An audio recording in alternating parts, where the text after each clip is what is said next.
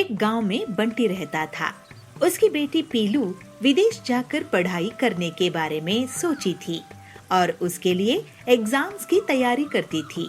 ऐसे ही एक दिन पीलू को विदेश की यूनिवर्सिटी में दाखिला के लिए लेटर आता है, लेकिन कुछ ही दिनों में बंटी गुजर जाता है।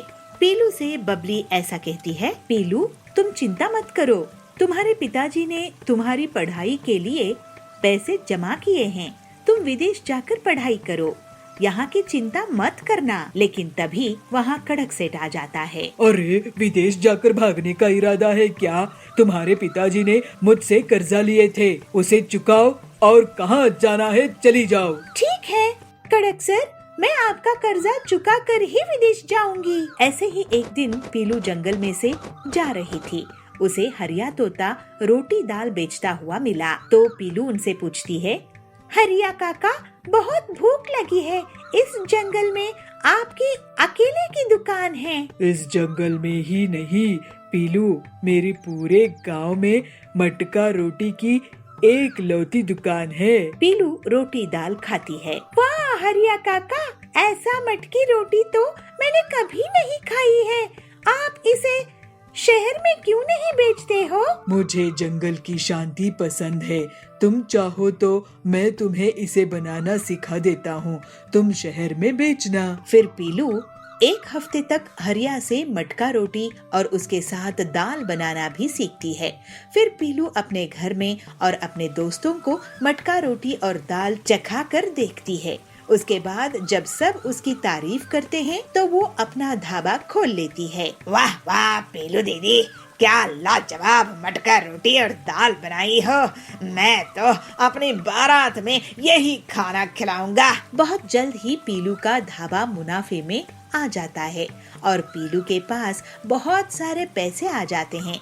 इसके बाद पीलू पूरा कर्ज चुका देती है। माँ, अब मैं विदेश जाकर पढ़ाई नहीं करूंगी, यही रहकर मैं अपना ढाबा चलाऊंगी और भूखे लोगों की मदद भी किया करूंगी। जैसी तेरी मर्जी बेटी, आज तेरे पापा की आत्मा को बहुत शांति मिलेगी। इसके बाद से पीलू बहुत मेहनत से अपना ढाबा चलाती थी और मटका रोटी बेचा करती थी। उसके मुकाबले कोई नहीं था और वो अब अपनी माँ के साथ खुशी खुशी रहती थी। मन चाहे वरदान लो। हमें यही वरदान चाहिए, आप अपना वरदान वापस लीजिए, मेरी मति भ्रष्ट हो गई थी। गोंडा नाम की राज्य में सूरजभान नाम का एक राजा राज करता था। उसके एक बहुत ही सुंदर पुत्र था जिसका नाम था स्वर्णपुत्र। सूरजभान अपने पुत्र से बहुत प्रेम करता था, मगर उससे भी ज्यादा वो प्रेम करता था स्वर्ण पे, इसीलिए अपने पुत्र का नाम भी स्वर्णपुत्र रखा था। उसकी खजाने में सोने का भंडार था, उतना सोना दुनिया के किसी भी राजा के खजाने में नहीं था। इसके बाद भी खजाने में जितना सोना बढ़ता, सूरजभान की सोने की लालच भी अधिक होती जा रही थी। उसका दिन का अधिकांश समय खजाने में ही निकला जाता था। सोने की लालच की वजह से अक्सर वो अपने पुत्र को अनदेखा करता था। खजाने की वो कोना खाली पड़ा है, उसको भी सोने से भर देना है। मंत्री जी, इस बार की फसल के कर और एक सोने का सिक्का बढ़ा दो। जी हाँ प्रभु, मगर अगर मगर कुछ नहीं। अरे प्रभु, इतनी फसल तो आए जो वो कोना भर दे। मंत्री की बात सुन के राजा को लगता है कि यह काम नहीं करने वाला है, मगर उसकी सोने की लालच इतना बढ़ गया था कि वह अन्न जल त्याग कर ईश्वर की कठोर उपासना में लग गया। उसकी तपस्या से प्रसन्न ईश्वर दर्शन देते हुए कहते हैं, बोलो वत्स, मन चाहे वरदान लो, क्या चाहिए तुम्हें?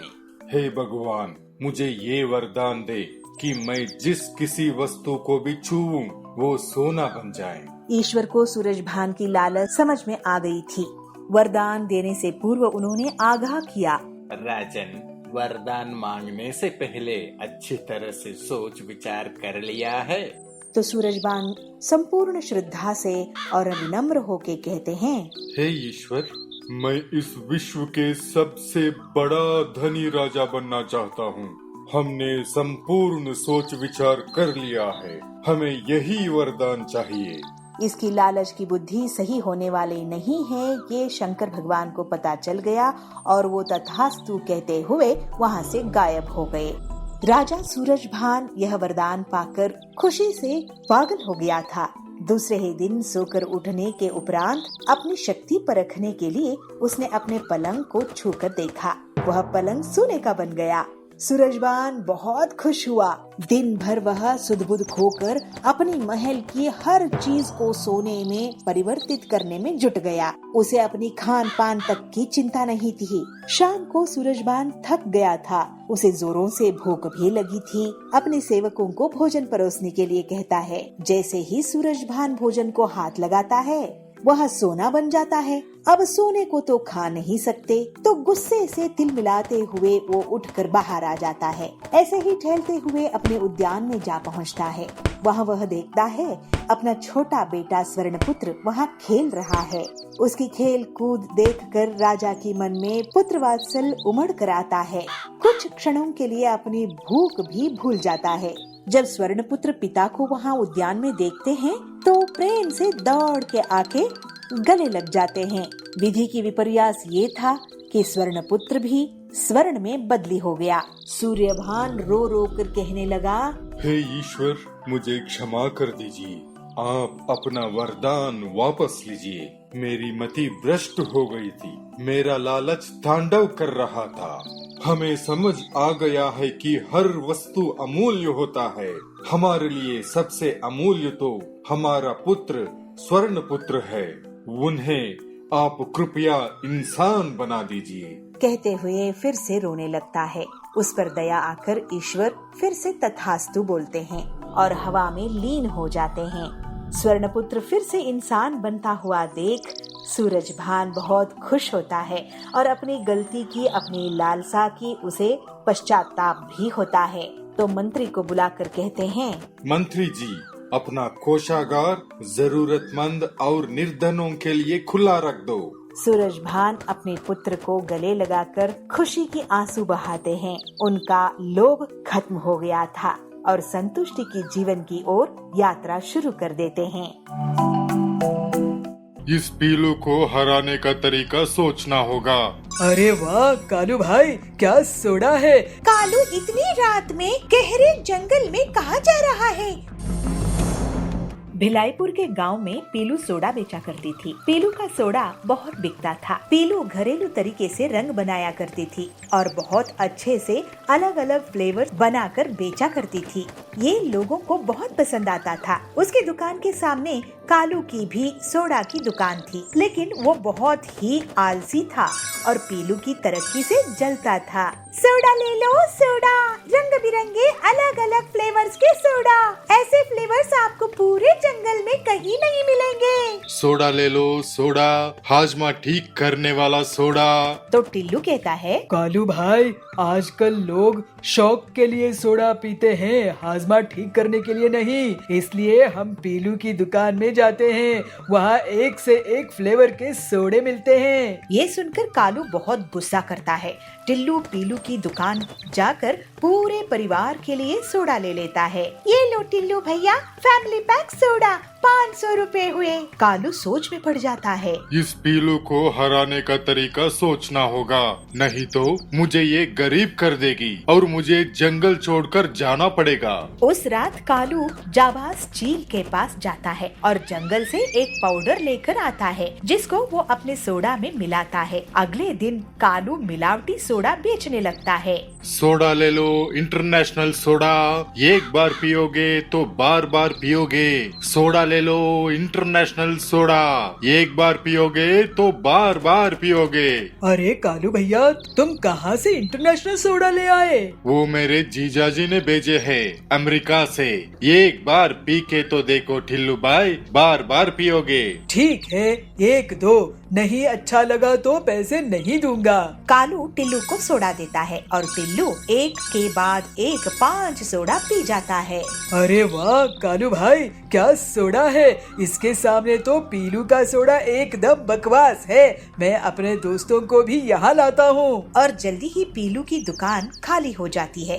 कोई भी ग्राहक उसके पास नहीं जाता है और सिर्फ कालू के पास ही सब सोडा पीते हैं। पीलू, तुम जंगल छोड़कर अफ्रीका चली जाओ, वही तुम्हारे लिए सही रहेगा। मैं तो बर्बाद ही हो गई हूँ। ये अचानक से कालू का कौन सा जीजा जी पैदा हो गया अमेरिका में। उस रात पीलू अपनी दुकान बंद करके जा रही थी। वो बहुत उदास थी और जंगल छोड़ने के बारे में सोच रही थी। तभी उसे कालू दूर जंगल में उड़ता हुआ दिखता है। अरे कालू इतनी रात में गहरे जंगल में कहाँ जा रहा है?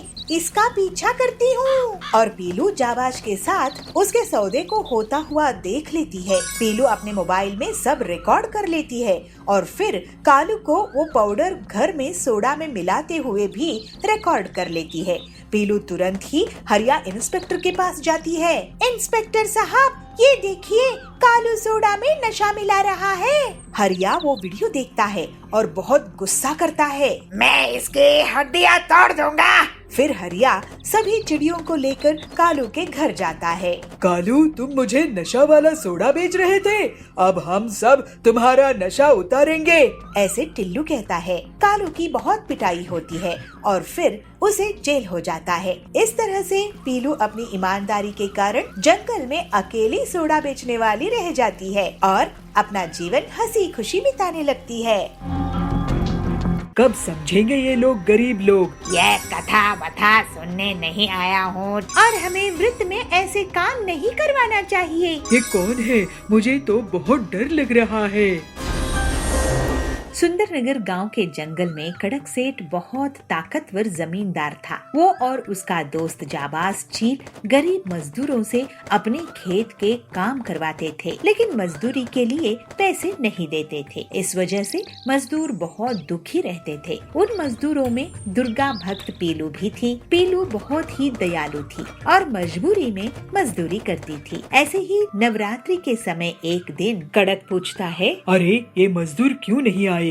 मेरा नुकसान हो रहा है। खेती का काम बहुत महंगा होता है। कब समझेंगे ये लोग गरीब लोग? तो जाबाज कहता है, अरे कड़क भाई, ये पीलू है ना, इसने सबको नवरात्रि का व्रत करने के लिए कह रखी है। इसी वजह से ये सब कमजोर हो गए हैं। पीलू को पकड़ कर ले आओ और उसी से पूरी मजदूरी करवाऊंगा। उसका जो भी साथ दे उसे भी भूखे पेट मजदूरी करवाएंगे।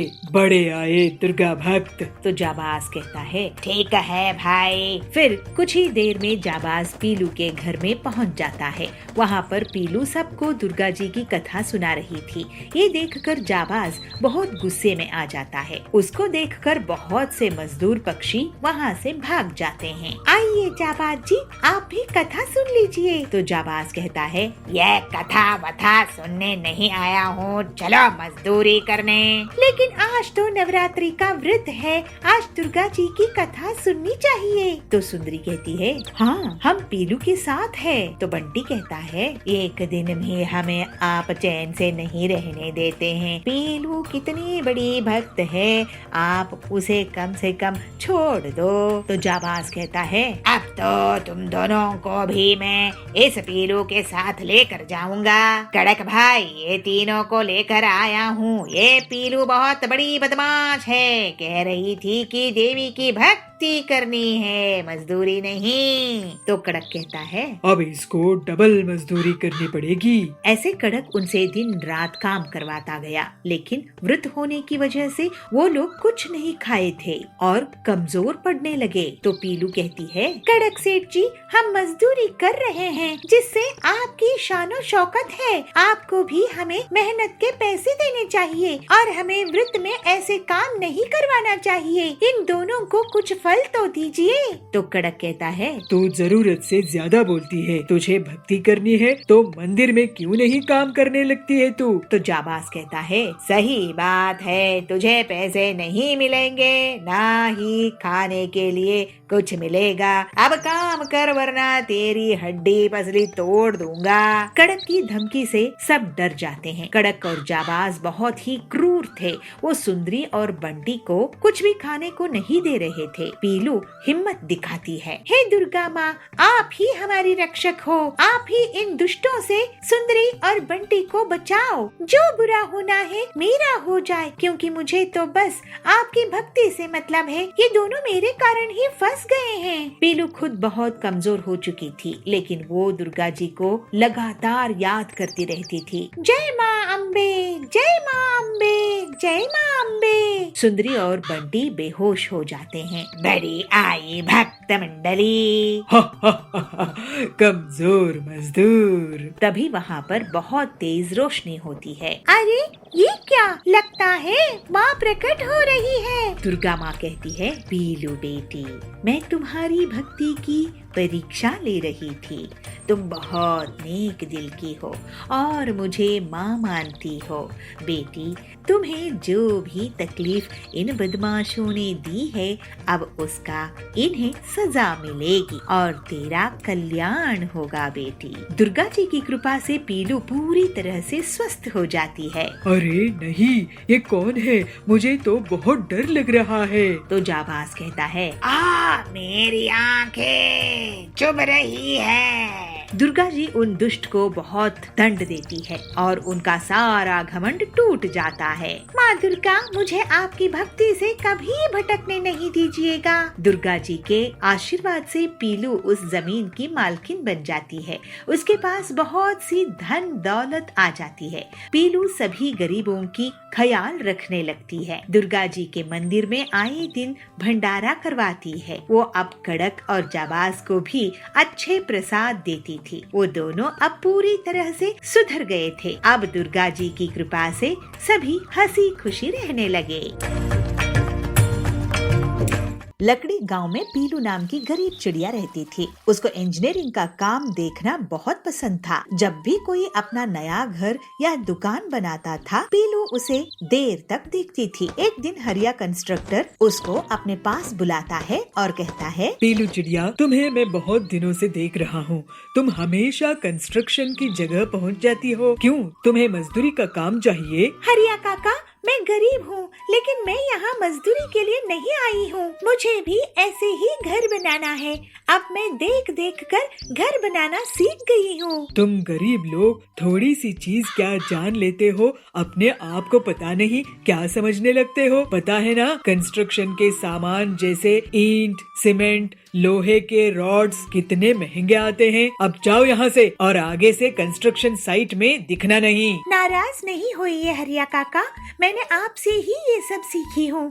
आप एक दिन मुझ पर गर्व करेंगे। ऐसा कहकर पीलू अपने घर चली जाती है। उसके घर में बीमार पिता टिल्लू और बूढ़ी माँ बबली रहते थे। पीलू कहाँ चली गई थी? अरे कहीं मजदूरी कर, कुछ काम कर। घर की हालात कितनी खराब है। अभी कड़क सेठ आए थे और घर खाली करवाने की धमकी देकर गए हैं। अगर हमने उन्हें किराया नहीं दिया तो हम बेघर हो जाएंगे। माँ, तुम चिंता मत करो, मैं कुछ ना कुछ करती हूँ। फिर पीलू सोच में पड़ जाती है कि वो अपना घर कैसे बनाए, क्योंकि कंस्ट्रक्शन के सामान खरीदना उसकी हैसियत के बाहर था। मैं कंक्रीट के घर नहीं बनाऊंगी, मैं इको फ्रेंडली बैम्बू का घर बनाऊंगी। फिर पीलू जंगल में बैम्बू ढूंढने निकल जाती है और उसे एक जगह बहुत से बम्बू मिल जाते हैं। पीलू उन्हें काट कर एक खाली जगह इकट्ठा कर लेती है। इसके बाद पीलू एक एक बम्बू को जोड़ जोड़ कर एक घर तैयार करने लगती है और 2 ही दिनों में वो एक छोटा सा घर तैयार करने। फिर पीलू उस घर को हरिया काका को दिखाती है। हरिया काका, कैसा लगा आपको मेरा ये बम्बू का घर? पीलू, तुम तो बहुत ही तेज दिमाग की हो। लेकिन ये तुम घर बेचोगी किसको? काका, ये घर मैं अपने माता पिता के लिए बनाई हूँ। हमारे पास किराया देने के लिए पैसा नहीं है, हमें अपना किराए का घर खाली करना पड़ेगा। मैं तुम्हारा ये बम्बू का घर बिकवा दूंगा, तुम ऐसे ही और भी घर बनाओ, इससे तुम उधार खत्म कर सकोगी। नहीं तो एक घर बनाकर उसी में रहने से तुम्हें कुछ पैसे नहीं मिलेंगे। तुम्हारी जब कमाई ही नहीं होगी तो तुम आगे जीवन में क्या करोगी? हाँ काका, आप सही कह रहे हैं। आपकी मदद के लिए शुक्रिया। अब मैं और भी बम्बू के घर बनाऊंगी। फिर हरिया एक एक करके पीलू के बम्बू के घर बिकवा देता है, जिससे पीलू को बहुत पैसे मिल जाते हैं और वो कड़क सेठ का किराया खत्म कर देती है और अपने लिए एक सुंदर सा बड़ा सा बम्बू हाउस बना लेती है। अब हरिया और पीलू बम्बू के घर का बिजनेस करने लगते हैं। ऐसे पीलू अपनी मेहनत के दम पर अपने परिवार के साथ खुशी खुशी रहने लगती है। कालकपुर गांव के जंगल में बबलू टैक्सी चलाता था। उसकी पत्नी पीलू घर का काम करती थी। पीलू और बबलू भगवान विष्णु के भक्त थे, उनके पूजा करते थे और सुबह शाम उन्हीं के नाम का जाप करते थे।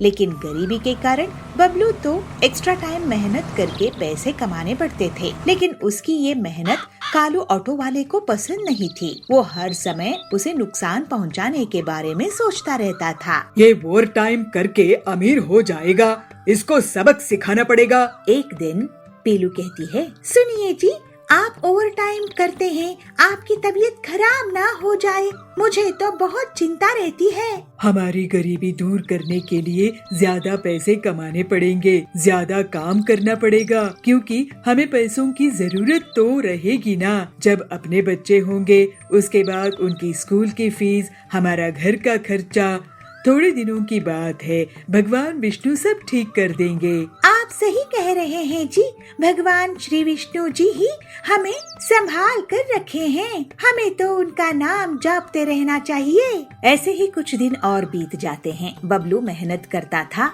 तो उसको ज्यादा लोग जानने लगे थे। ओवर टाइम में भी मुनाफा होने लगा। कालू इसे बहुत गुस्से में आ जाता है। इसको मजा चकाना ही होगा, बहुत कमा रहा है ये आजकल। ऐसा सोचकर उस रात को बबलू के सो जाने के बाद उसके घर में जाता है और उसकी टैक्सी को चुरा कर भाग जाता है। अगली सुबह बबलू पीलू के साथ घर के बाहर आता है तो उसकी टैक्सी नहीं दिखती है। पीलू दुखी होकर रोने लगती है। हे भगवान, ये क्या हो गया?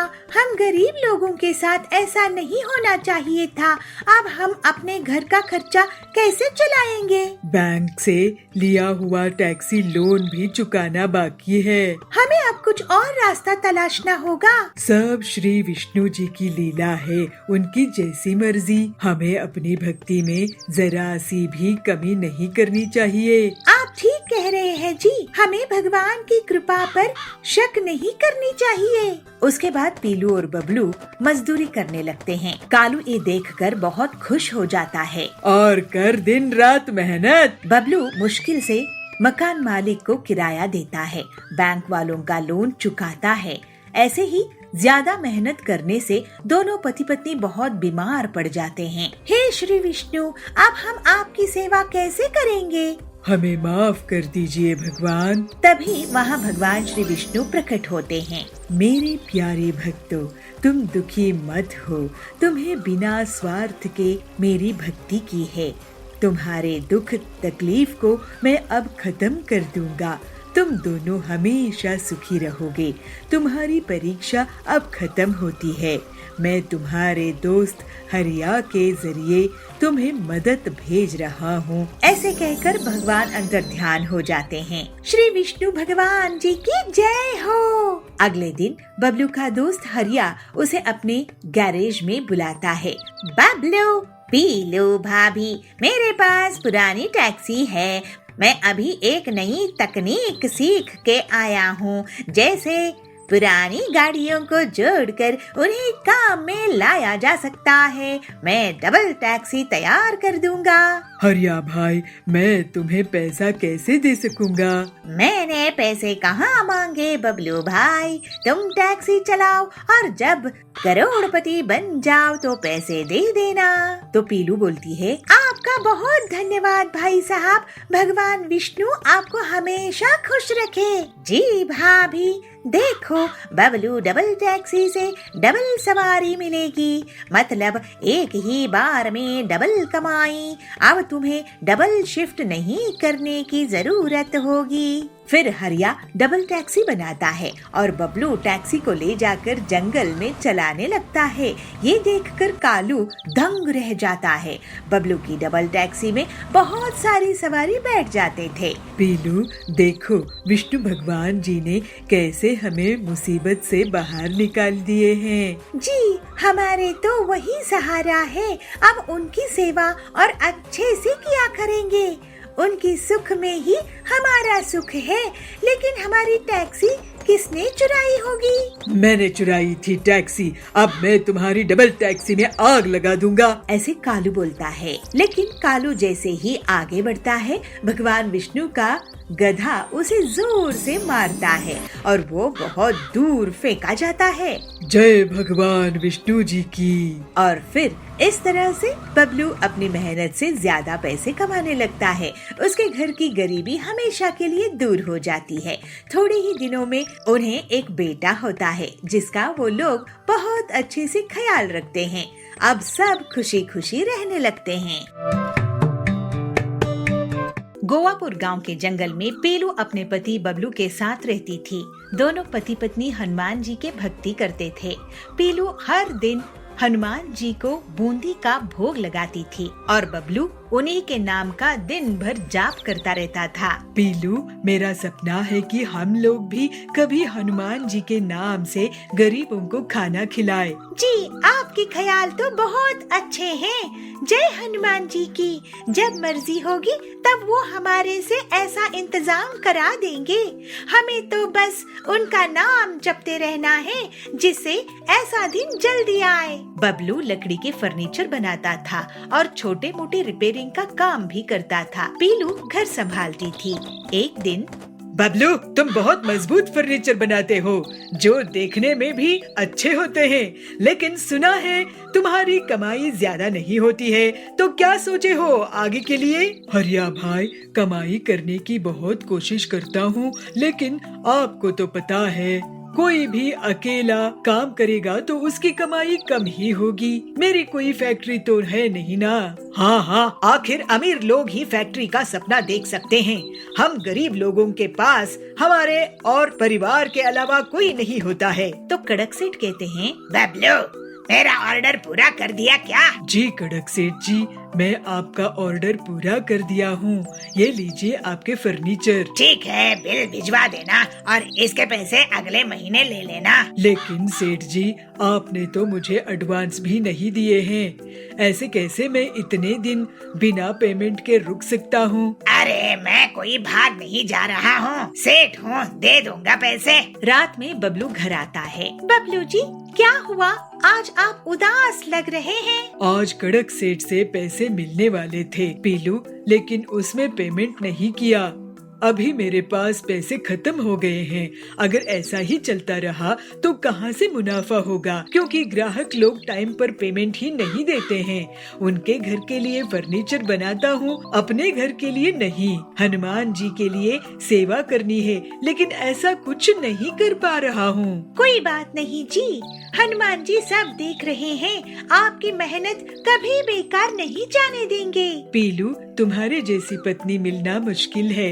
हनुमान जी की बहुत दया है हम पर। चलो उनकी शाम की आरती करते हैं। जय हनुमान जी। एक दिन कड़क सेठ के घर जब बबलू पैसे लेने के लिए पहुंचता है, वहाँ उसे कालू मिलता है। बबलू, अभी तुम्हारा पेमेंट नहीं हो पाएगा। कड़क सेठ 5 महीनों के लिए बाहर गए हैं, उसके बाद देखेंगे। ये सुनकर बबलू दुखी होकर वापस चला जाता है।